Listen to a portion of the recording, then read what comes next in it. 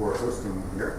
For those of you who might have seen what my desktop looked like there as things were dragging down and caught your eye on a few of the files that were there. There was a large one I noticed as he was going through, a big one that just says CIA. It's a whole folder there. So how am I going to explain that? Basically, I was just in Libya up until last week, and of course, after the fall of Tripoli, we had a huge kind of explosion of documents that emerged from the intelligence files in Tripoli, and among those is a very detailed correspondence between the CIA and also MI6 and Libya's intelligence, beginning in about 2003, 2004. This was the time that the United States, of course, was trying to convince and cajole Muammar al-Gaddafi to kind of join Western nations. He decided, Gaddafi, after the invasion of Iraq, that he would give up his own nuclear ambitions, his own nuclear projects. He also gave up weapons of mass destruction programs, other things that he was doing and working on. And in any event, so what has emerged from Tripoli are a number of documents that describe in very, very personal detail these CIA operatives and also really senior CIA people and senior MI6 people and their relations with the top Libyan intelligence people at the time. So in that particular series of files were scans of documents that came from Musa Kusa's office in Tripoli. Musa Kusa, of course, being the former intelligence chief who defected during this crisis over the last 6 months. In any event, all of those documents showed how the United States helped to render from Bangkok a man called Mohammed Belhaj, who today, remarkably, after spending 7 years in prison in Tripoli, he was rendered to Tripoli, to Gaddafi's people in 2004. After 7 years in prison, that man is now running the military program. He's the military commander for Tripoli. So he says he's not going to hold any grudges in terms of his relationships with the United States, and we'll see what happens with that. But in any event, that's just that one particular folder that's up there. But of course, we're not here to talk about Libya per se. We're here to speak about Iran and about the Arab Spring. I will get to that, but probably in a slightly more roundabout way. And the reason is because the experience that I've had in Iran over the last 15 years, this book, in fact, is kind of a culmination of 30 intensively reported visits to Iran over the last 15 years.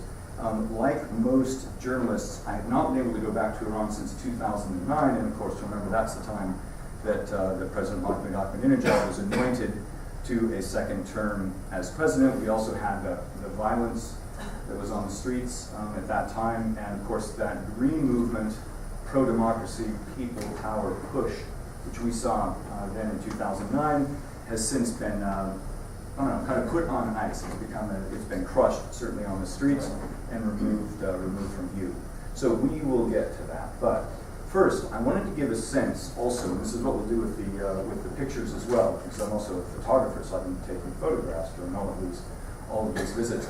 I wanted to give you more of a sense about what Iran was like and what Iranians were like. Because, so often all the images that we see and all the rhetoric that we hear is of the kind of death to America vein. And it's no accident. I mean, even today on the walls of the American embassy in Tehran, at least the former American embassy in Tehran, this is the one, of course, where the diplomats were taken hostage in 1979, still painted on the wall are the words of Ayatollah Khomeini, who was the founder of Iran's 1979 Islamic Revolution. And he said, on that day when the United States of America will praise us, we should mourn. So that's kind of in keeping with the rhetoric, the headlines that we usually see about what Iran is like. But one of the things that I hope to achieve with this talk and speaking about Iran with you is to give you a sense that really, Iran itself is not the Death Star. There's so much political ferment that goes on in this country. Iranians are really absolutely bubbling with the kind of political, all kinds of things, culture, lots and lots of different things. They've never been afraid to voice their views. Sometimes they can do so publicly, sometimes they can't. Right at the moment, they have a limited ability to do so, but I can assure you that if you go to Tehran now, you will hear nothing but an earful about how distressed people are by how the government's performing, by the president, or by how the supreme leaders how the supreme leader is doing, or how the revolution has basically been hijacked by some very, very kind of neoconservative elements in Iran. This is one of the primary arguments of this book.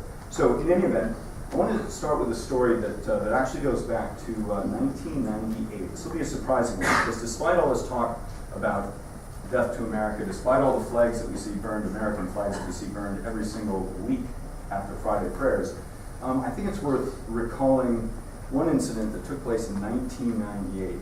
And if you'll remember, the United States and Iran played each other by pure chance in the World Cup soccer tournament. And this was kind of an amazing moment because, Mohammad Khatami had just been president for a year. He reached out to the United States and said, really, we have so much respect for your history, for your American Revolution. We as Iranians, feel that the resistance that you showed against the British and everything else was, we have many things in common, is what Khatami was saying. President Clinton on the American side also felt that he wanted to reach out to Iran and felt that the time was right for some kind of a détente, something like this. So things were looking fairly positive. So in the middle of this, we had this incredible soccer match. Now, I flew to Tehran specifically to cover this game, to see what it was going to look like. And remember that Iran had never up to that point won a game in the World Cup competition. And while the World Cup doesn't matter much here in the United States, everywhere else in the world, the entire planet is on the edge of their seats, or they're jumping up cheering for their team or their nation or something else. I mean, June, every 4 years, the world stops for the World Cup. So the Iranians had never won a game in this competition. So on that night, the game was being played in France, and that night it was quite late in Tehran. It was already getting to be toward midnight when this event took place. And so I was with an Iranian family. We were watching the game, and the American side had a really good start. I mean, for the first, 30 minutes, as I remember, the ball, literally 4 great shots, 3 of them bounced off the goalpost, everything else. So Iranians were pretty much resigned that there was no chance they were going to win. In the end, Iran won 2-1. And the eruption in Tehran was like an earthquake. It started in France and just came all the way to Tehran. People poured onto the streets. It was the most extraordinary scene. The noise. I mean, you really could not believe what it was like. And so I, with this family who I was, had been watching the game with, leapt outside. We went down to Meydan Valias, which is a big central square. A lot of the protests that took place in 2009 took place around this area, for those of you who know Tehran. So, thousands and thousands of people thronged this square and many other squares, and it was extraordinary to watch people being so happy. Now, while I was watching this crowd, there was another group that started to come in along the side of the big crowd, and I watched them come in, and they kind of made their way. I happened to be crunched in the middle. People were really tightly packed. In fact, I lost my mobile phone that night. Lost or whatever. It was a tight fit. Anyway, they came in with a flag, an American flag, and they poked it up in the middle of this crowd. And they were handing out these Death to America leaflets and everything else, right? So one of these militants pulls a lighter out of his pocket and starts to light the bottom threads of this flag. And the second the flag starts to catch fire, and this is literally happening a few feet away from me, one of the people in the crowd grabbed the flag, tore it off the stick, put it under his shirt so that it couldn't be further harmed. And then a lot of other people who were there in the crowd took all these Death to America leaflets, tore them up, and threw them away. And basically told these guys to shut off. They were not going to allow a flag to be burnt there. So this was an extraordinary thing. This may be one of the most remarkable scenes I've ever seen in the Islamic Republic of Iran. And by way of explanation, a young Iranian guy came up to me, sweating because it was late, and he had to blurt out the excuse for why it was that they'd done that. And he said, we are here not because we beat the Americans, but because we are with the Americans. And I think it's really worth knowing when I hear all of this rhetoric from Ahmadinejad, from Iran's supreme leader, Ayatollah Ali Khamenei, that this is the most pro-American population in the entire Middle East. It is really worth keeping that in mind. In any event, that's a way of starting. I'd like to show some slides now that give a little bit more sense of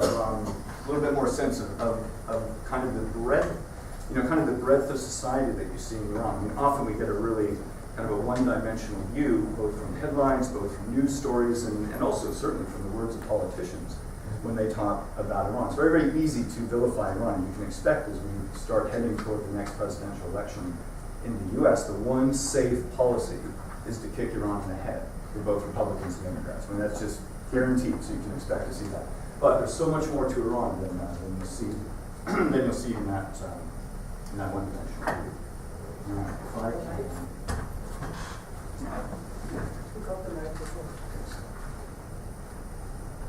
All right. Oh, it's American.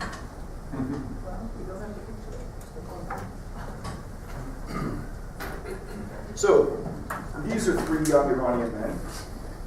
These are the kind of Basijis. These are volunteer militants, if you will. They're quite ideological. These particular ones have come out during a religious ceremony. These happen all the time because, of course, Shiite Muslims have 12 imams, and they all were born 14, 13 centuries ago. They all died 13 or 14 centuries ago. Their births and deaths are all commemorated. So there are all sorts of events that are marked. So these are three Iranian men. Now these also are three Iranian men, but you can see they don't spend an awful lot of time with the Basijis out there being militants. These are guys who are they've got an underground heavy metal band, as you can see, and they are practicing in a very, very small rooftop practice place that they made. It's the smallest room, you can't believe it. It can barely fit them and their girlfriends, kind of, up tight like this. They've got about a foot thickness worth of styrofoam around the interior of the wall so that the noise doesn't go out. And every time they finish playing a song, they have to open the doors. They go silent and then open the doors so that they can get some air. It's always very, very tight. You'll see there is a little nod. In the upper left-hand corner it says God on the wall. It's a nod to the Islamic Republic. So these are three Iranian women, young ladies. These are students who have been brought to outside the U.S. Embassy, the old U.S. Embassy in Tehran, and this is on the 4th of November, which marks the anniversary of the day that the embassy was taken over. So every year this is marked by a big pro-regime event. Now these also are three young Iranian ladies. You can see they probably don't spend an awful lot of time in mosque like the other ones that you just saw. And these are the kind of women who are decried as Persian peacocks by their clerics, because you'll see their hairs. Well, not only is it showing, but you can see the streaks and all the color. The colorings. It's got, of course, fingers well manicured. These ladies are well taken care of and take care of themselves, and often you find. One status symbol in Iran is having your nose done to take care of the problematic Persian proboscis. One of the things that you can wear is, it literally is a status symbol, is tape across the front of your nose and bruising around your cheeks. And it just means that you've had your nose. So they seem to specialize in this. And you see it also among men. And this isn't just the kind of thing that you might find in North Tehran, where you've often got wealthier and more Western-oriented Iranians, but you also find nose jobs being done, poor families, people who you think would have no money for this kind of thing, nor interest in kind of changing their appearance. But there you go. These are three other Iranian ladies. Now, of course, the things that happen on the ski slopes, pretty much in Iran, stay on the ski slopes because well, first of all, ladies smoking down there, which isn't the biggest problem. But when they're skiing, of course, you can't really ski very easily if you're wearing a full, the full get-up as required. So they get to wear something that's different. And the first time I went skiing in Tehran, the slopes are not too far away, in fact, from downtown Tehran. You just go up into the Alborz Mountains there, or you can go behind them to Dizim and some other places, Shamshak, for some great skiing. And up there, it's extraordinary because women are running around. Of course, their hats are falling off and their hair is flowing all over the place. And there's a sense of freedom. I heard this again and again from the people who are skiing there, that they can find on the slopes that they can't find anywhere else. And sometimes, just in case people start feeling a little bit too glamorous, they put a cleric down at the bottom of the ski runs to basically make sure and check. And of course, the Basijis can't ski. They can't ski. So it's very difficult to police the hills. So that's another reason for the freedom that's out there.